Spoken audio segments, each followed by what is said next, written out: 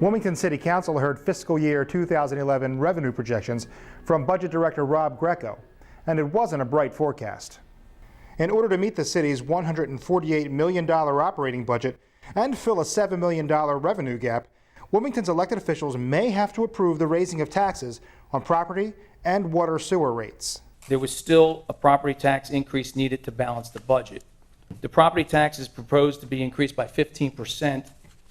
This affects the average homeowner by increasing their monthly bill by $8.75. The revenue yield from this would be just under $5.2 million. There's a proposed increase of 30% to water sewer rates. The average city homeowner's bill would increase by $9.28 per month. The revenue yield from this increase would be $5.7 million. When we were done the process, we had a gap still remaining after we knew about the plan for change money. So to fill that hole, the proposal was to do it with the property tax increase. We did not want to have what happened last year when no one knew exactly how far down we would fall. You know, to sit there and say, where's the bottom, and then be optimistic, and then it continued to fall as we saw with interest and transfer tax. We pretty much think we've bottomed out on most of these large revenue sources. So we were very conservative, especially with the wage tax, which was over almost 41% of the total revenue. Council members questioned the need for outsourcing or transferring 23 parking regulation enforcement officers. It's perplexing that we're going to add $2 million to revenue that we anticipate to collect. The RFP has been issued. We haven't awarded it. It still, as I said, has to come before council at some point if we're going to eliminate 23 people's jobs for that approval. And we have $2 million budgeted in next year's money. It's the largest increase in revenues other than plan for change. And I'm still trying to figure out how we're going to collect this money. Whether it's in police, finance, or outsourced, we believe that $2 million is attainable through good management, possibly more than that. I just am concerned again, increase revenues by 50% in a 12-month period.